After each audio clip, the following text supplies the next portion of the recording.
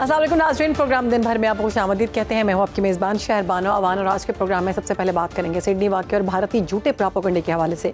नाज़रीन, ऑस्ट्रेलिया के शहर सिडनी के बोंडाई बीच पर यहूदी हनोका की तकरीब के दौरान होने वाले हौलनाक फायरिंग वाक़े में अहम पेशरफ सामने आई है। 24 साला शूटर नवीद अकरम पर कत्ल, दहशतगर्दी और कत्ल की नीयत पर जख्मी करने समेत मजमूई तौर पर 59 इल्ज़ामात के तहत फर्द जुर्मायत की गई है। सिडनी पुलिस के मुताबिक नवीद अकरम इस वक्त सिडनी के अस्पताल में सख्त निगरानी में ज़ेर इलाज है और इसने ताहाल बयान रिकॉर्ड नहीं करवाया।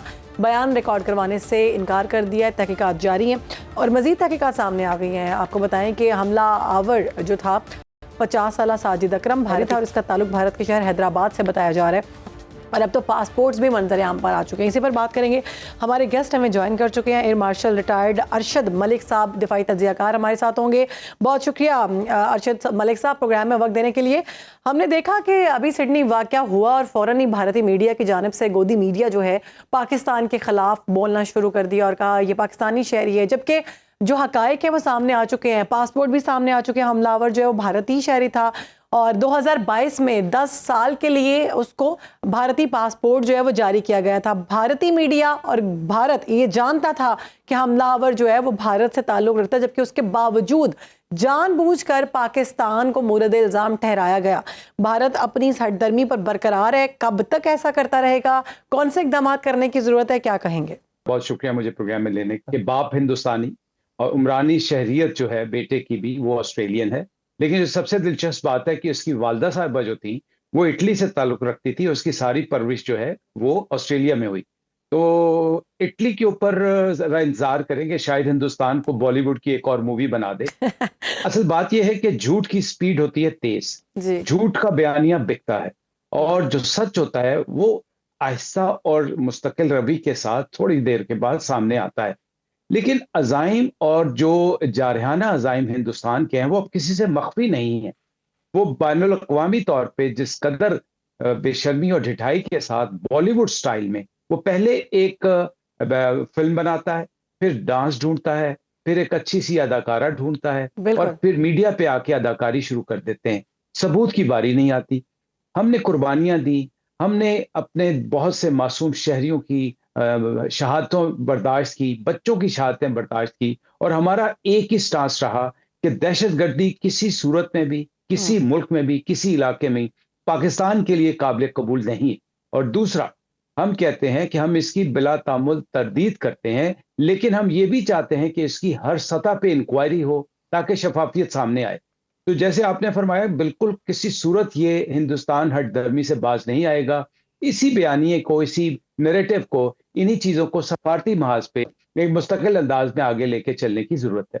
बिल्कुल मलिक साहब, भारत 12 पाकिस्तान को दहशतगर्दी से जोड़ने की कोशिश कर चुका है और अभी तक कर रहा है, जबकि हकीकत बिल्कुल इसके बरक्स होती है। पाकिस्तान का कोई ताल्लुक नहीं होता। हम देखते हैं पूरी दुनिया में इस वक्त जो भारत है वो दहशतगर्दी फैला रहा है।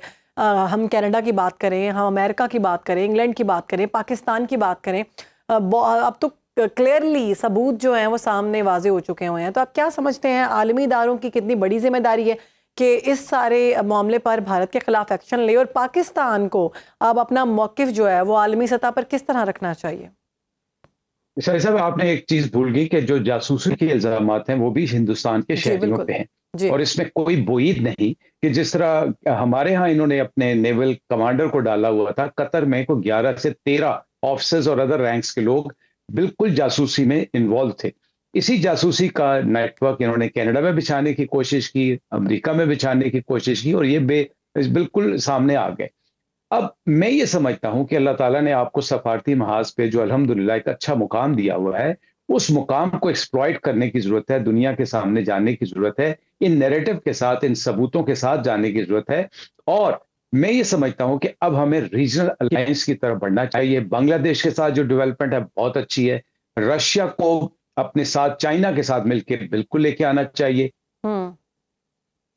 और ये हकीकतें उनके सामने लानी चाहिए कि अगर आप इस खित्ते में अमन चाहते हैं, इस खित्ते के 2 अरब से ज्यादा लोग हैं, हम सारे जितने भी साउथ ईस्ट एशिया के लोग हैं, उनका अगर मुस्तकबिल सिक्योर करना है, अगर अमन खुशहाली लानी है, तो हिंदुस्तान को पकड़ना पड़ेगा, हिंदुस्तान की तनाबे खींच पड़ेगी और उसका वाज़ेह बयानिया उसके सामने आना पड़ेगा। ये it is no more a secular state, it is no more a secular बयानिया जो कि हिंदुस्तान से उठ रहा है। ये तशद्दुद और नफ़रत ही का बयानिया है जो कि हमें दुनिया को एक्सपोज़ करना चाहिए। बिल्कुल। और अभी भारत का जो बयानिया है और भारत का जो असल चेहरा है वो तो सारी दुनिया ने देख लिया। अभी बिहार में जो उनका वज़ीर आला है रमेश कुमार, उसने एक जी, जी। खातून को वो डॉक्टर थी उसको अवार्ड दे रहा था, उसने पर्दा किया हुआ था, हिजाब किया हुआ था, तो उनका हिजाब जो है उसने अपने हाथों से खींचा। मतलब आप चेक करें कि किस कदर नफ़रत है उनकी इस्लाम के ख़िलाफ़। अगर मैं उनकी ज़बान में बात करूँ और उन्हीं की तरह बात करूँ, अगर इनकी खातून के साड़ी का पल्लू खींचा जाए तो इनको कितनी तकलीफ होगी। और अगर एक मुसलमान खातून का अगर आप उसका वेल और आप उसकी चादर जो खींच रहे हैं वो कितना बड़ा नुकसान है खित्ते के लिए और वहाँ के मुसलमानों के लिए जो वहाँ पर समझते हैं कि ये उनका मुल्क है। देखिए, ये बात मैं बार-बार कह चुका हूँ, ये उस मुल्क की बात नहीं हो रही, ये जैसे आपने बात की इस्लामोफ़ोबिया की बात हो रही है। तो आपको बताते हैं नाजरीन, बेजा चलानों, टैक्स और डीजल की कीमतों के खिलाफ गुड ट्रांसपोर्टर्स की मुल्कगीर हड़ताल के बायस कारोबारी सरगर्मियाँ, सनतें और सप्लाई चेन शदीद मुतासर हो गई है। कराची चैम्बर ऑफ कॉमर्स के मुताबिक हर गुजरते दिन के साथ अरबों रुपए के नुकसानात का सामना है और बंदरगाहों, फैक्ट्रियों और मार्केट्स में खाम माल और तैयार शुदा माल की तरसील तकरीबन मुअत्तल होकर रह गई है।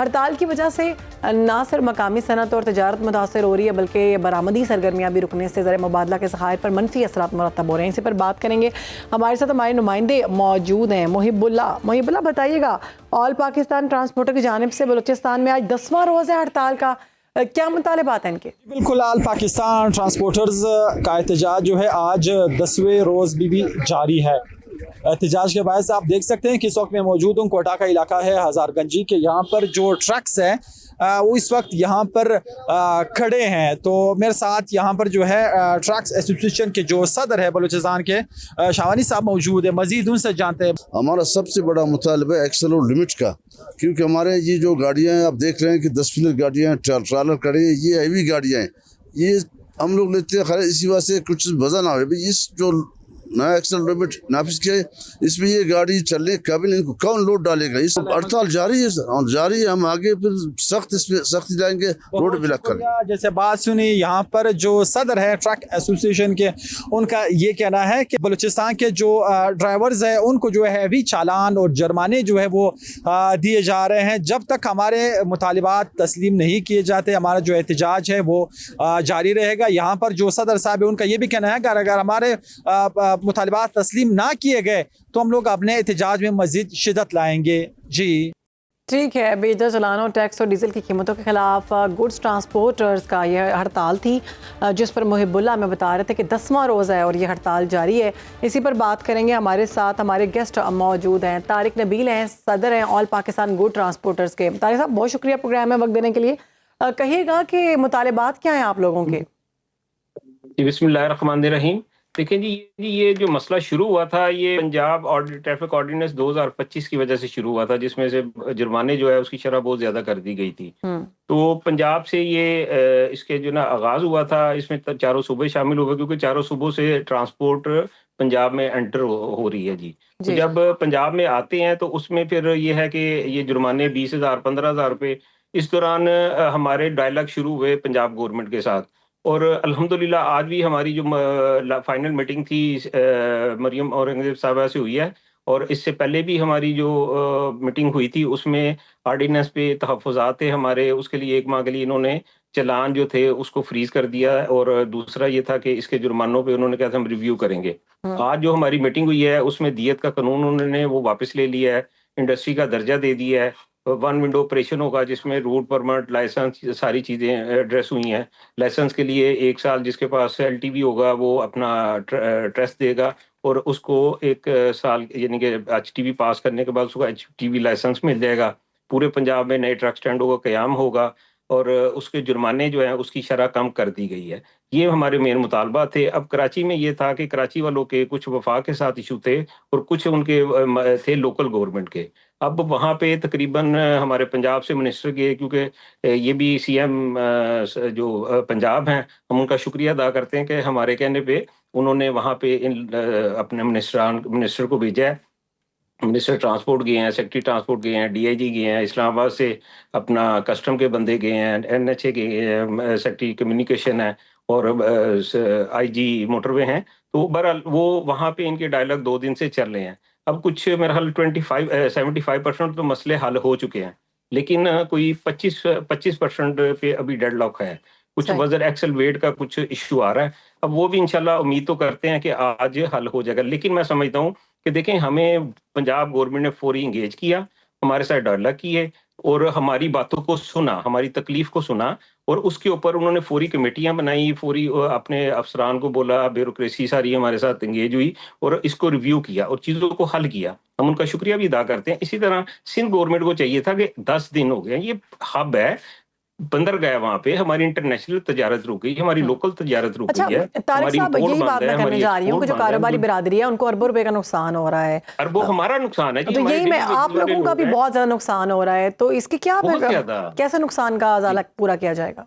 देखें, ये तो देखें, मैं समझता हूँ कि इसमें जो सिंध गवर्नमेंट ने बहुत लेट किया है। देखें, जैसे ही 8 तारीख की कॉल थी, इन्हें चाहिए था 8 तारीख को ही अपने जो है ना वहाँ के जो ट्रांसपोर्टर है उनके साथ बैठते, उनके चार्टर डिमांड सुनते, वफाक से रब्ता करते, अपने पंजाब से रब्ता करते। देखिए, पंजाब का जो इशू था, जो मेन वजह बनी है पूरे पाकिस्तान की ट्रैफिक ऑर्डिनेंस 2025, वो तो मसला हल हो गया, ठीक है जी। अब उसके बाद तो कोई जवाब नहीं रह जाता था, लेकिन जो क्योंकि बीच में जब लोकल वहाँ के सूबा सिंध के इशू आए, तो वहां पे उनको चाहिए था कि वो फौरी एड्रेस करते। और जहां तक वफाक का हमारे भी इशू है, कस्टम के हैं, अपना एनएचए के साथ हैं, मोटरवे के साथ हैं, तो वो हम इस्लामाबाद मीटिंग करते या वो हमारे पास आते, ताकि जिस तरह फास्ट काम पंजाब गवर्नमेंट ने किया है, मैं समझता हूँ इसी तरह सिंध को चाहिए था कि वो तमाम अच्छा, अपनी वफाक को हम भी देख रहे engage हैं कि करते, बलूचिस्तान पंजाब में को भी आज engage 10वां करते और रोज़ है सिंध को भी हड़ताल का, करते। तो इससे तो तारिक साहब बहुत ज़्यादा नुकसान पहुंचा होगा ट्रांसपोर्ट कम्युनिटी को, और वहाँ पर जो मजदूर तबका है वो भी इस हिसाब में पिस रहा है। हम दीगर सूबों की सूरत हाल के हवाले से बताइएगा। सिंध हुकूमत या अगर हम पाकिस्तान की हुकूमत की बात करते हैं, अगर फौरी तौर पर मुज़ाकरात का आगाज़ कर देती है, तो क्या, चूँकि आप चेयरमैन हैं, तो क्या ऑल पाकिस्तान गुड्स ट्रांसपोर्टर्स जो हैं वो हड़ताल ख़त्म कर देंगे फ़ौरन? जी, जी, बिल्कुल, बिल्कुल। देखिए, हम 1 घंटे के लिए कारोबार नहीं बंद कर सकते। मैं ये कह रहा हूँ कि 10 दिन बंद करना, बहुत ये बड़ा जो ना नुकसान है। बिल्कुल ना ट्रांसपोर्टरों के लिए अच्छा है और ना हमारे मुल्क के लिए अच्छा है, और इसको तो फौरी मेरा है 1 डे पे हमें इसको जो ना चीज़ों को सेटल, हालाँकि देखें, जो डिमांड या जो रिलीफ अगर कोई स्टेक होल्डर माँग रहा है, हम उससे कई गुना ज़्यादा नुकसान वैसे कर लेते हैं उसकी ना मान के, उसको लंबा करके ना। हालाँकि ये चीज़ फौरी अगर बैठाया जाता ट्रांसपोर्टरों को, अब वो मेरे सारे भाई बेचारे वहाँ पे जो है ना बेरोज़गार होके बैठे हैं, डेली वेजेस वाले लोग हैं जिनका रोज़गार है, डेली जी। उन्होंने कमाना है, डेली उन्होंने लेबर है, उसके साथ मैकेनिक है, उसके साथ बैटरी वाले बहुत सारे दूसरे तीसरे सारे लोग होते हैं। तो इस वजह से ये जो चीज़ें हैं ना, ये हमारे लिए जो ना कह लें कि भी पॉसिबल नहीं है कि हमें अपने स्टाफ का, हमारे जो लेबर तबका है, हमारे जो ड्राइवर हैं, हमें सबका एहसास है कि इस वक़्त वो बेचारे बेरोज़गार होके 10 दिन से बैठे हैं, तो उनके घर के तो चूल्हे ठंडे हुए हैं। तो गवर्नमेंट को चाहिए कि इसको फौरी जो ना मसले का हल निकाल के उनकी जो जायज़ डिमांड है, उनको पूरा करके, तो अब 2 दिन मेरा ख़्याल है इतने डायलॉग इतने अच्छा लंबे तारिक करने, साहब, वो लास्ट मेरी में समझ वक्त से बड़ा बाहर है कि कम है, जो वन जायज़ लाइनर मुतालबात आप है उनको हुकूमत से माने। क्या मुतालबात करना चाहते हैं? क्या मैसेज है आपका? देखिए जी, मेरा वफाक से भी मेरा मुतालबा है और मेरा सिंध गवर्नमेंट से है कि इस डेडलॉक को ख़त्म करवाया जाए। और क्योंकि देखें, अब तकरीबन पंजाब का मसला तो हल हो चुका है, ठीक है जी। और जहाँ तक है इस वक्त सिंध का और वफाक का मसला है, वो उनके साथ बैठ के डायलॉग करके उनके जो भी जहाँ पे भी डेडलॉक है उसको ख़त्म करवा के, ताकि देखें पोर्ट शिपिंग पर इस वक्त जो है ना कंटेनर इतना लोड हो चुका है कि वहाँ पे कंटेनर रखने की गुंजाइश नहीं है। और यहाँ से जो जाने वाले हैं कंटेनर वो रुके हुए हैं, आपकी एक्सपोर्ट रुकी हुई है। तो इसलिए इसको फौरी से फौरी जो ना इस पहिए को चलना चाहिए और ये स्ट्राइक खत्म होनी चाहिए, ताकि मुल्क का पहिया चले, हमारी मार्केटों में शॉर्टेज शुरू हो जाएगी, हमारी लोकल इंडस्ट्री मुतासिर होगी। लोकल इंडस्ट्री में रॉ मटेरियल नहीं आएगा तो वो कैसे चलेगी? कराची देखिए हब है बिजनेस, वो वहां से बंदरगाह है, पोर्ट है, वहां से सामान पूरे पाकिस्तान में जाता है और पूरे पाकिस्तान से कराची जाता है। तो इस वजह से इनको ठीक फौरी है, आज आपके मुतालिबात जो है इसका हुकूमत तक डेडलॉक पहुंच खत्म चुके हैं और करा। उम्मीद ही करते हैं कि ये जो मसला है, बहुत शुक्रिया, हमारे साथ मौजूद थे तारिक नबी, chairman all Pakistan goods transporter, और इस सारे हवाले से बात कर रहे थे। नाजरीन, शहर कायद की बात करते हैं। कराची में खुले नालों और हिफाजती गफलत ने एक और जान ले ली है। कोरंगी नंबर 3 के इलाके कबड्डी ग्राउंड के करीब 70 साल बुजुर्ग साइकिल सवार काले खान उनका नाम था, अपनी साइकिल पर सामान लेकर जा रहे थे कि अचानक तवाज़ुन बिगड़ने से वो नाले में जा गिरे और मौके पर ही जाम भाग हो गए। वाक़े की सीसीटीवी फुटेज भी मंजर आम पर आ गई है, जिसमें बुजुर्ग शहरी नाले में गिरने का लम्हा जो है वाज़ेह तौर पर देखा जा सकता है। आपको बताएं कि चीपा ज़राए के मुताबिक मतवफ़ी जमान टाउन सेक्टर 34-3 का रिहायशी था और लाश को जिना अस्पताल मुंतकिल कर दिए गए। इब्तदाई मालूमात के मुताबिक नाले के अतराफ हिफाजती दीवारें ना होने की वजह से ये हादसा पेश आया। शहरियों का कहना है कि हुकाम के दावों के बावजूद शहर में खुले नाले और मैन होल्स अब भी लोगों की जिंदगियों के लिए बहुत बड़ा खतरा है। वाटर कॉरपोरेशन के दादोशुमार के मुताबिक अक्टूबर 2024 से दिसंबर 2025 तक शहर के 25 टाउन से खुले मैन होल्स के 1543 शिकायत मौसूल हुई, जिनमें नॉर्थ नाजिमाबाद में 169, कोरंगी में 92 और गुलशन इकबाल में 110 शिकायत के साथ सर फहरिस्त हमें नजर आया। ये वाज़े करता है कि हिफाजती इक़दाम में गफलत शहरियों की जानों के लिए संगीन खतरा है और फौरी तवज्जो की अशद ज़रूरत है। इसी पर बात करेंगे। हमारे गेस्ट हमें ज्वाइन कर चुके हैं, फाउंडर हैं फिक्सिट के आलमगीर खान साहब। बहुत शुक्रिया आलमगीर साहब आप प्रोग्राम में वक्त देने के लिए। हम देखते हैं कि फिक्सिट की जानिब से बहुत इकदाम किए जाते हैं मैन होल के ढक्कन लगाने के लिए, लेकिन सिंध इस सारे मामले में क्या कर रही है? अभी इतना बड़ा मामला हुआ था, वो बच्चे वाला जो कि नाले में गिरकर जाम हक हो गया था, उसके बाद एक बच्ची गिरी है, उसको बचा लिया गया, और अब ये बुजुर्ग, ये मामला कब तक चलते रहेंगे? देखें, ये जो इश्यूज हैं, ये जब तक ये लोग बैठे हैं जिनकी नुमाइंदगी नहीं है इस शहर से, यानी इनकी रूट्स नहीं शहर में, जिनके पास भी बल्दियाती निज़ाम है, इख्तियारात हैं, वसाइल हैं, और ये हालात आप देख रहे हैं कि ये इनका तीसरा चौथा टेन्योर है इसी सिंध हुकूमत का। और अब तो वो रोना भी नहीं माजी की तरह के मेयर कराची कहे कि मेरे पास इख्तियार नहीं, फंड्स नहीं, वसाइल नहीं। इन्हीं का सीएम बैठा हुआ है, इन्हीं का वजीर बल्दियात बैठा हुआ है, हजारों अरब रुपए का बजट बनाते हैं।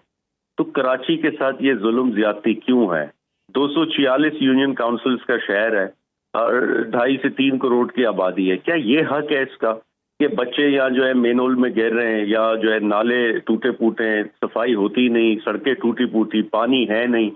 तो इशू वहीं का वही है कि आपने बल्दियाती इलेक्शंस कराए, लेकिन क्या वजह है कि एक टेयर पे मेयर कराची बैठा है और फिर भी परफॉर्म नहीं कर पा रहा, डिलीवर नहीं कर पा रहा।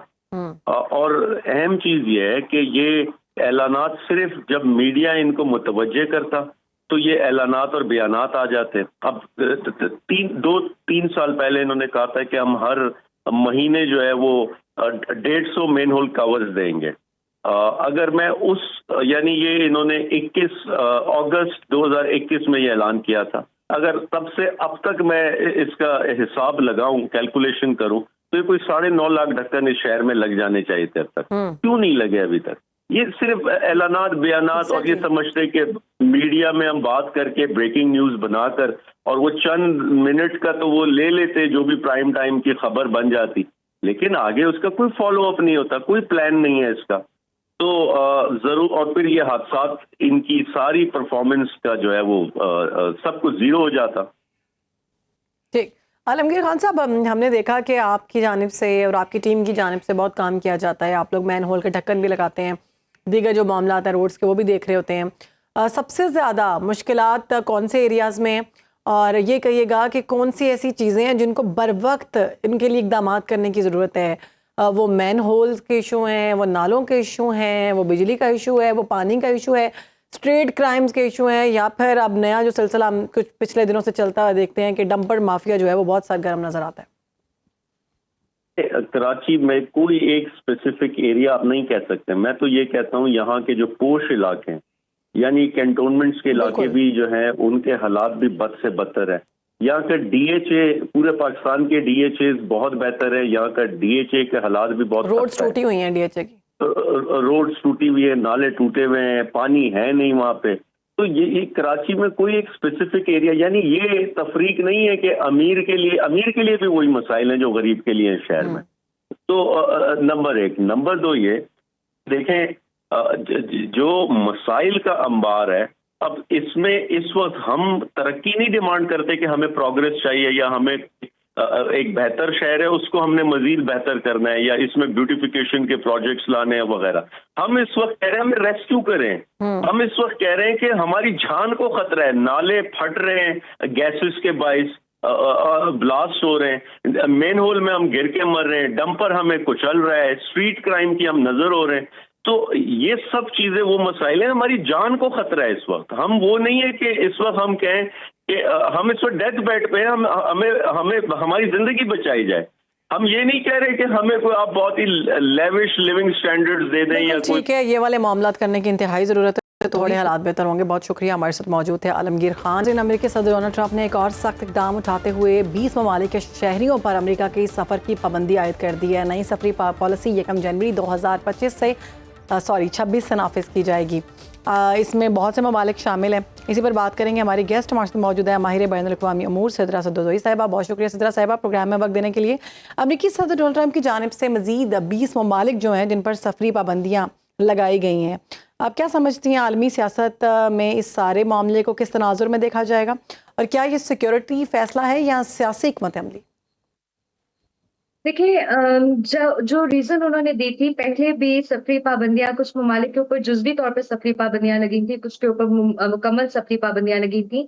और जो व्हाइट हाउस से हमने स्टेटमेंट सुनने को मिली थी वो ये थी कि चूंकि इन ममालिक के लोगों के पास उनके बेसिक डॉक्यूमेंट्स मौजूद नहीं है, जिसमें अफगानिस्तान भी शामिल था, जिसमें फ़लस्तीन भी शामिल है अब, और इन बेसिक डॉक्यूमेंट्स के ना होने की वजह से क्योंकि अमेरिका को टेररिज्म का एक खदशा है, तो लिहाजा इन ममालिक के ऊपर जो है वो पाबंदियां आयद कर दी जाएं। लेकिन जब मैं बर्किना फासो को उठा के देखती हूँ, या मैं सूडान को उठा के देखती हूँ, या मैं सीरिया को उठा के देखती हूँ, तो स्पेसिफिकली इन ममालिक में जिनमें मुसलमान ममालिक मौजूद हैं और जिनके अंदर अफ्रीकन मुसलमान ममालिक का मौजूद होना और उनके ऊपर सफरी पाबंदियां लगा देना, यहाँ तक कि विजिट वीजास के ऊपर भी उनके पाबंदी आयद कर दी गई है। फिर आप ये देखिए कि कहीं ना कहीं अगर हम इसको दहशतगर्दी के लिहाज से रिलेट करते हैं, तो जो रिसेंट वाकया पेश आया है सिडनी के अंदर, और उसका भी एक जो है वो उसके ही लाइमलाइट में इन पाबंदियों को लगाना एक जो है वो उसका नेक्सस डेवलप किया जा सकता है।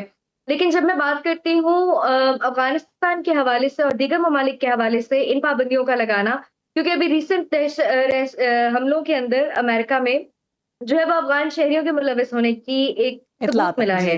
तो वन वे और द अदर इसको इस इकदाम को करना अगर अमेरिका के लिए देखा जाए तो यकीनी तौर पे हर मुल्क के पास ये हक हासिल है कि वो दहशतगर्दों से निपटने के लिए अपनी सरजमीन की हिफाजत करें। लेकिन वहीं पे आपने इमिग्रेशन पॉलिसीज को जो है वो बहुत सख्त कर दिया है, और आपने जो है वो दूसरे ममालिक के साथ आप अपने जो है वो ताल्लुकात को एक ऐसे वीकेंड पॉइंट पे लेके आ रहे हैं कि जहां पे आपने अगर ट्रैवल के ऊपर बैन कर दिया तो कल को आपके साथ भी ट्रेड के ऊपर बैन हो सकता है। अच्छा, एक तो व्हाइट हाउस की जानिब से क्लियरली कहा गया है कि अमेरिका में ऐसे गैर मुल्कियों को रोका जा रहा है, उन मुल्क को गैर महफूज समझा जा रहा है जिनको हम उन लोगों को हम मना कर रहे हैं जो मुल्क हमारे लिए जिनको हम गैर महफूज समझते हैं। तो एक तो ये बात हो गई। दूसरा ये कहिएगा कि जो ये ट्रंप की जानिब से बयान सामने आया कि इसराइल की यहूदी लॉबी जो है वो अब उतनी बासर नहीं रही अमेरिका में जितनी पहले थी, इस बयान को आप कैसे देखती हैं? देखिए, मैं बहुत दफ़ा पहले भी बहुत सारे प्लेटफॉर्म्स पे एक बात कर चुकी हूँ। आपको ये देखने की सख्त ज़रूरत है कि जो सदर ट्रंप है उनका जो वोट बैंक है वो बेस करता है एंजेलिक क्रिश्चियंस के ऊपर, और एंजेलिक क्रिश्चियंस और यहूदी लॉबी जो है वो सदर ट्रंप के वोट बैंक का एक बहुत स्ट्रॉन्ग और मेजर हिस्सा है।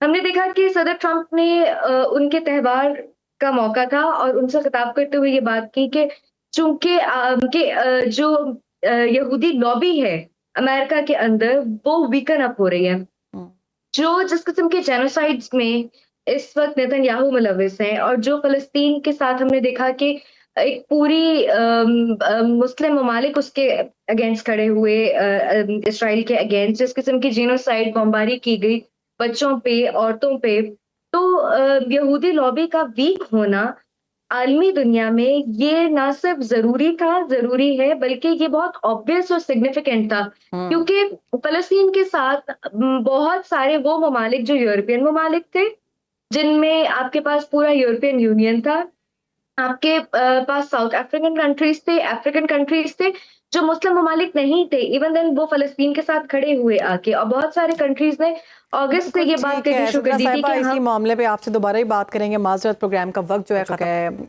अगले प्रोग्राम में आपसे मुलाकात होगी। अपना ख्याल रखें।